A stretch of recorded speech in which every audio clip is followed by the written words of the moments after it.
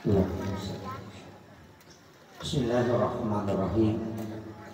Assalamualaikum warahmatullahi wabarakatuh.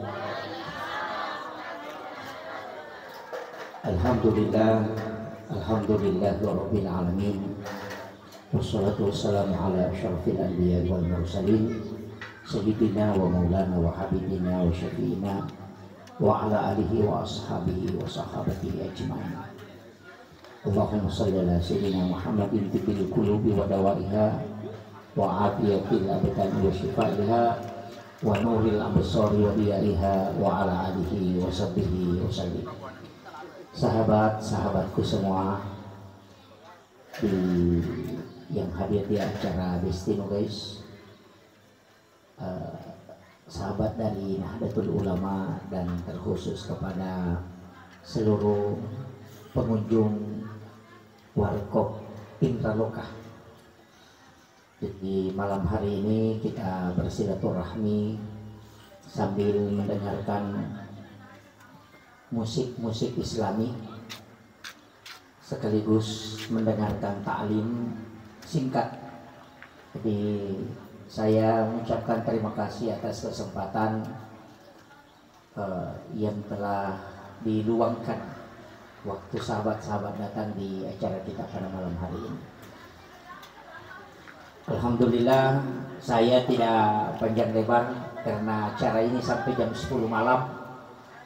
Ini sudah menjelang jam 10. Kita sambil nyantai, saya ingin memberikan beberapa nasihat, terutama juga kepada diri saya sendiri. Kita sebagai manusia itu ada 3. Janganlah menjadi manusia yang memberikan beban kepada orang lain. Jadi kita ini ada yang seperti makanan, ada yang seperti obat. Jadi kalau manusia yang seperti makanan setiap waktu dibutuhkan dan bisa memberikan kesenangan. Kalau manusia yang bersifat seperti obat, sewaktu-waktu dibutuhkan. Jadi tidak selamanya dibutuhkan. Tapi janganlah menjadi seperti penyakit yang tidak diinginkan kehadirannya. Dan saya sampaikan bahwa janganlah menjadi seorang yang seperti wasit pemain sepak bola yang berlari ke sana kemari hanya mencari kesalahan orang. Wasit sepak bola itu berlari mengelilingi lapangan hanya mencari kesalahan orang. Jadi jangan sampai hidup kita ini senantiasa berlari ke sana kemari hanya untuk mencari aib orang lain. Tetaplah melakukan kebaikan dimanapun kita berada, dan sesusah apapun, maka insya Allah jangan menunggu untuk dipuji oleh orang lain. Tapi bumi ini tidak akan pernah diam. Setiap kebaikan yang kita lakukan, alam dan bumi ini akan menjadi saksi untuk kita semua. Jika kita menunggu pujian orang lain, maka kita tidak akan pernah menemukan kesenangan. Tapi ketika orang melakukan kebaikan hanya mengharapkan rahmat Allah, maka insya Allah orang itu akan selalu tenang hidupnya. Kemudian wasiat saya yang ketiga kepada diri saya dan juga kepada sahabat-sahabat, yang paling penting dalam hidup kita ini adalah gunakan kesempatan yang saat ini kita jalani untuk selalu melakukan kebaikan. Bersedekahlah di saat miskin, karena tidak pernah orang miskin ketika dia bersedekah, ketika dia kaya tidak bisa mengalahkan sedekahnya di waktu miskin. Karena orang miskin ketika sedekah itu pasti banyak nilainya, bukan jumlahnya yang dihitung. Agama itu selalu melihat persennya. Makanya zakat itu 2,5%. Orang punya harta 1 miliar, itu zakatnya tetap 2,5%. Orang punya harta 100 miliar, tetap zakatnya 2,5%. Agama itu bicara persen, bukan melihat dalam jumlah total. Itulah sehingga ketika engkau miskin maka bersedekahlah. Ketika orang miskin bersedekah 5.000 karena punya uang 10.000, berarti 50% hartanya disedekahkan. Orang kaya yang punya uang 1 miliar, kalau mau sedekah 50% harus bersedekah 5 miliar. Dan itu mustahil. Maka orang miskin itu lebih mudah untuk bersedekah, dan insya Allah itu yang lebih berkah dalam hidupnya. Makanya saya wasiatkan, di saat kita miskin, di saat kita terpuruk, maka usahakanlah bersedekah, karena di saat itu nilai sedekah yang sangat besar. Karena ketika kaya itu berat. Orang yang miskin punya uang 5.000, kalau dia sedekahkan 5.000 uangnya, berarti 100% hartanya disedekahkan. Dan itu mustahil dilakukan oleh orang kaya yang punya uang 10 miliar bisa mensedekahkan hartanya 10 miliar. Makanya orang kaya yang punya uang di bank mungkin 100 juta, kalau mau mengikuti orang miskin sedekah 50%, berarti dia harus keluarkan 50 juta untuk dia sedekahkan. Dan itu sangat berat. Tapi bagi orang miskin 5.000 rupiah itu sangat ringan. Padahal nilainya besar di hadapan Allah Subhanahu wa Ta'ala. Kenapa di saat-saat kita susah justru kita harus melakukan ibadah yang terbaik? Karena besar nilainya di hadapan Allah Subhanahu wa Ta'ala. Kita hadir dipertemukan pada malam hari ini sambil bersantai, kita ngopi sambil membicarakan perkara Islam. Ini wasiat-wasiat yang saya ingin sampaikan, tidak banyak, tapi saya hanya mewasiatkan bahwa dalam kehidupan kita semua orang punya jatah gagal. Jadi tidak ada orang yang selama hidupnya sukses terus, pasti punya jatah gagal. Maka saya mengatakan, anak-anak muda, selesaikan jatah gagalmu sebelum engkau menjadi orang yang berhasil di hari esok. Kenapa? Karena ketika muda menyelesaikan jatah gagal, nanti di hari tua engkau akan sukses selamanya. Itu kunci sebenarnya. Makanya teruslah berbuat, karena orang yang dikenang itu mereka yang berbuat, bukan mereka yang ngomong. Karena bicara itu sebenarnya tidak banyak hasilnya. Mestinya kita banyak melakukan kebaikan. Dan orang yang banyak melakukan kebaikan itu disebut jasa. Dan jasa itulah yang tidak pernah diambil alih oleh orang lain. Jika kita melakukan kebaikan, tidak akan pernah pindah kebaikan yang kita lakukan itu untuk diakui oleh orang lain. Maka teruslah melakukan kebaikan supaya kita banyak jasa, karena orang yang banyak jasa akan mendapatkan keselamatan bukan hanya di dunia, tapi juga di akhirat. Karena dalam hidup ini kita hanya hidup sekali, tapi memaksimalkan hidup itu untuk melakukan kebaikan, maka itu sangat bernilai. Jadi kita jangan mengatakan saya tidak punya. Semua orang bisa melakukan kebaikan dimanapun dia berada dan apapun posisinya. Ketika kita menunggu untuk menjadi orang yang terbaik kemudian baru mau melakukan kebaikan, itu tidak bisa. Kemudian saya juga wasiatkan, setiap kegiatan yang kita lakukan harus disandarkan sebagai ibadah kepada Allah Subhanahu wa Ta'ala. Jangan sampai segala kebaikan yang kita lakukan itu rusak hanya karena banyak penilaian-penilaian orang yang menyebabkan kita kecewa terhadap kebaikan yang kita lakukan. Jangan pernah terpengaruh dengan penilaian orang lain. Saya sering mengatakan begini, ketika ada orang iri ketika kita melakukan kebaikan, atau sering orang itu mencaci maki kita, tidak usah khawatir, karena orang yang dicaci maki justru sebenarnya adalah alamat supaya dia bisa doanya mustajabah. Ibu-ibu, ketika ada yang mencaci maki, ketika ada yang menganiaya, sebenarnya itu adalah tiket VIP yang diberikan oleh Allah Subhanahu wa Ta'ala supaya doa kita mustajabah. Kadangkala doa kita tidak diterima oleh Allah karena mungkin banyak penghalang.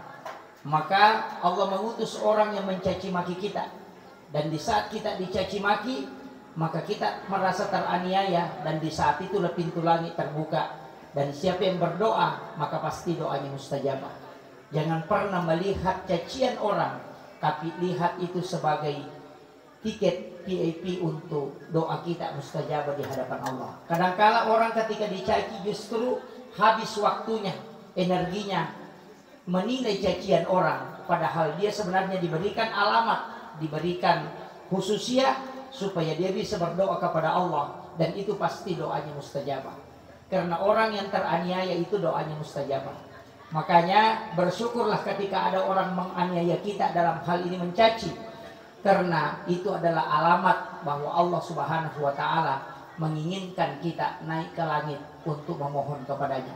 Kadangkala kita menghabiskan energi hanya karena melihat penilaian orang. Orang yang seperti itu hidupnya banyak mengalami penyakit yang menyebabkan hidupnya itu seakan-akan tidak berguna. Maka saya wasiatkan, apa yang kita lakukan pada malam hari ini, tidak semua orang sepakat, tidak semua orang mengatakan itu baik, tapi tetaplah bergerak dengan niat melakukan kebaikan. Dimanapun kita harus senantiasa memberikan nasihat-nasihat. Jangan mengatakan harus di masjid. Dimanapun kita di tempat-tempat seperti ini sambil santai, mungkin kita bisa mendapatkan hidayah, bisa mendapatkan ilmu-ilmu yang bisa kita gunakan dalam kehidupan. Kenapa? Karena hidup ini ilmu itu bertebaran di mana-mana dan bisa diambil kapan dan di mana saja. Jangan mengatakan nanti dakwah itu bisa dijalankan di masjid, tapi di warkop kita juga bisa berdakwah. Di mana-mana kita bisa berdakwah, di mana-mana kita bisa memberi nasihat. Jadi jangan membatasi nasihat hanya di tempat-tempat ibadah, tapi tempat-tempat seperti ini itu bagus. Kita santai sambil mendengarkan nasihat-nasihat singkat, karena itu biasa yang paling bekas. Sahabat sekalian, kemudian wasiat saya yang keempat, ini mungkin yang tidak kalah pentingnya, bahwa dalam hidup kita tidak selamanya kita mengalami kehidupan yang indah. Kadangkala menghadapi masalah-masalah, tapi sebenarnya masalah itu didatangkan Allah bukan untuk membuat kita jatuh, tapi justru membuat kita menjadi semakin kokoh. Pohon yang sering diterpa angin itu justru akarnya semakin kuat. Pelaut yang ulung itu bukan karena mereka pernah lewat di pinggir laut, tapi karena mereka pernah menghadapi ombak yang besar. Artinya manusia yang hebat itu bukan karena mereka tidak pernah mengalami kegagalan, tapi justru karena banyaknya peristiwa yang dia alami sehingga dia dianggap menjadi orang yang hebat. Makanya jangan katakan ketika kita gagal bahwa saya gagal. Sebenarnya tidak. Kita tidak gagal, tapi kita telah diberikan ilmu oleh Allah menghadapi suatu masalah. Dan tidak ada sesuatu yang diberikan oleh Allah kecuali kita mampu menghadapi. La yukallifullahu nafsan illa usaha. Itu penting. Karena kenapa? Kadangkala kita menghadapi masalah langsung kita drop. Jangan. Itu sebenarnya isyarat supaya kita menjadi orang yang hebat, orang yang kuat. Makanya saya mengatakan tadi, pelaut yang ulung bukan karena menghadapi ombak kecil, tapi karena mereka pernah dibanting oleh ombak yang besar. Maka orang yang hebat adalah orang yang jatuh bangun, tapi mereka tetap berdiri kokoh dengan mengatakan bahwa saya bisa. Itulah orang yang sukses sesungguhnya. Bukan orang yang tidak pernah menghadapi masalah, tapi mereka yang bergelut dengan berbagai macam masalah. Dan ingat, Allah tidak melihat nilai, tapi dia melihat proses. Makanya orang barat mengatakan the process is a good in product. Bahwa proses itu lebih bagus daripada produk. Artinya, berproseslah dalam hidup ini, karena bukan dilihat hasilnya. Seandainya hasil yang dilihat, maka seorang dai tidak diberikan pahala kecuali ada jamaahnya yang sholat ketika dia ceramah tentang sholat. Tapi dai diberi pahala karena memberi nasihat, bukan karena jamaahnya melakukan kebaikan. Hanya saja ketika kita menuntun orang untuk melakukan kebaikan dan bisa melakukan kebaikan dari usaha kita, maka Allah memberikan hadiah. Maka jangan pernah kecewa ketika memberi nasihat. Kita bukan siapa-siapa. Untuk teman-temanku, sahabat-sahabatku para dai, jangan pernah kecewa ketika memberi nasihat kemudian tidak diterima. Rasulullah saja yang didampingi oleh malaikat Jibril dan punya mukjizat dan diberikan Al-Quran langsung, tetap masih banyak yang mencacinya. Beliau sudah punya mukjizat didampingi oleh malaikat Jibril, itu masih ada yang mencaci. Kita ini tidak punya mukjizat, didampingi malaikat Jibril pun tidak bisa. Tapi kalau kita mengatakan kenapa banyak yang mencaci, kita ketahui bahwa kita ini bukanlah orang yang sempurna.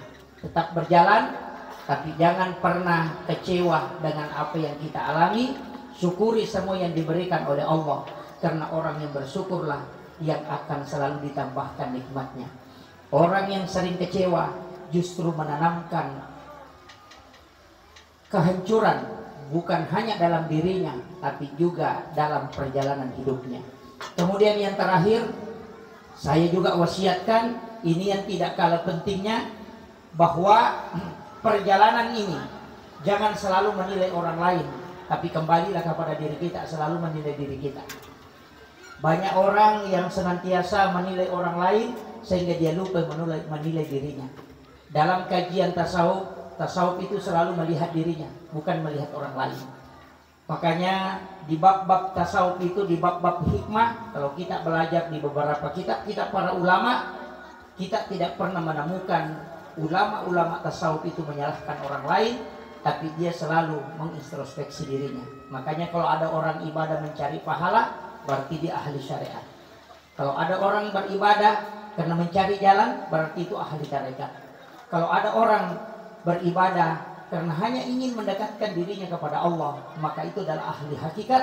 Tapi kalau ada orang beribadah hanya untuk mencari mengenali dirinya, maka dia adalah ahli ma'rifat. Ma'rifat itu adalah kembali ke diri kita. Kadang-kala kita menyalahkan orang padahal kita yang salah. Ada orang posting makanan, kemudian dia mengatakan, alhamdulillah hari ini kami ditraktir. Langsung kita bikin komen mengatakan melo siaceng. Padahal ternyata melo yaceng ini malah saat ya Pak Dena yang liki mandre. Ini kadang-kala ada orang ke tanah suci melaksanakan ibadah umrah, selesai tawaf, kemudian dia memposting bahwa kita di Baitullah. Kemudian dia mengatakan, dia pindah-pindah narik melakukan kebaikan di tanah suci. Sebenarnya bukan itu tujuan kita menegur mereka, tapi karena mungkin kita kecewa karena tidak diberi kesempatan datang bersilaturahmi ke sana. Kadang-kala hati kita yang rusak, tapi kita salahkan orang. Ini kadang-kala muncul, kita selalu merasa bahwa orang ini begini, padahal sebenarnya kita yang sakit. Makanya satu kuncinya, ketika orang mendapatkan nikmat kemudian kita merasa risih, berarti sebenarnya kita ini adalah sakit. Nah, biasa melihat tuh beli bola nasana cicil nih, pada ternyata ini suruh wajah. Ini kadang-kala makanya saya sampaikan, setiap masalah yang kita hadapi, hadapilah dengan senyuman, hadapi dengan penuh keridhaan. Karena beban itu, kalau kita menghadapi beban, sesekali kita letakkan beban itu. Aja tapi kiri kok ke masalah tak. Karena sebenarnya memikirkan beban atau memikirkan masalah justru membuat rumit kehidupan. Maka dia berutak, ya kongka masalah menghadapi. Sesekali letakkan masalah itu, jangan kau pikirkan. Karena ketika kau pikirkan justru itu menjadi beban berat. Beban hidup ini hanya sesekali kita harus lepaskan supaya kita merasa ringan. Ketika kita tidak punya apa-apa, mungkin banyak sahabat kita tidak datang menemui kita. Bersyukurlah ketika ibu miskin kemudian tidak didatangi sahabat. Kenapa? Karena ketika kita miskin kemudian banyak sahabat yang datang, mungkin kita tidak bisa kasih makanan. Makanya orang yang bangkrut itu kalau tidak banyak sahabatnya bersyukur, karena tidak ada lagi yang ditraktir. Kayaknya orang sukses kemudian banyak sahabatnya, bersyukurlah karena bisa bersedekah. Itu kuncinya. Artinya apa? Hidup ini hadapi dengan penuh senyuman dan selalulah merasa bahwa inilah pilihan terbaik yang diberikan oleh Allah. Dan jangan pernah takut melakukan kebaikan, karena pasti bumi ini akan menjadi saksi selamanya. Saya kira ini yang penting saya sampaikan. Selamat menikmati hidangan yang ada, dan saya juga mengucapkan terima kasih kepada pemilik Warkop Indraloka. Di sini keluarga saya ternyata yang punya. Nah itu. Makanya tadi alhamdulillah saya bisa bersyukur bisa datang ke sini, dan sahabat-sahabatku semua, terutama Adinda Akilah. Terima kasih Nanda sudah menyempatkan waktu untuk menyumbangkan lagu-lagu religi, dan juga kepada sahabat Ucok sudah membersamai kami sudah 7 bulan kami bergerak, dan insya Allah bulan depan kita akan lanjut nanti ke Kanda Aspin yang menentukan lokasinya. Insya Allah tanggal 23 Desember itu malam Ahad saya kosongkan, karena itu insya Allah sudah saya kosongkan sampai 6 bulan ke depan untuk setiap kegiatan-kegiatan Destino guys. Saya mohon maaf kepada sahabat, bulan lalu saya tidak sempat hadir karena persoalan pesawat dari Batu Licin itu tidak ada penerbangan hari Jumat, makanya saya tidak bisa bergabung kemarin. Saya mohon maaf pada seluruh sahabat-sahabat karena tidak bisa bersamai bulan lalu. Saya kira ini wasiat saya, dan mohon doakan kami di Nahdlatul Ulama sehingga tetap bisa melakukan kebaikan dan terutama bisa mendakwahkan ajaran Islam yang rahmatan lil alamin, ajaran Islam yang ramah, yang moderat, dan senantiasa menyampaikan amalia-amalia Ahlus Sunnah wal Jamaah Nahdliyah khususnya di bumi Nenek Malomo. Demikian akhirul kalam, wallahul muwaffiq ila aqwamit thoriq. Nasrun minallahi wa fathun qarib wa basyiril mu'minin. Assalamualaikum warahmatullahi wabarakatuh.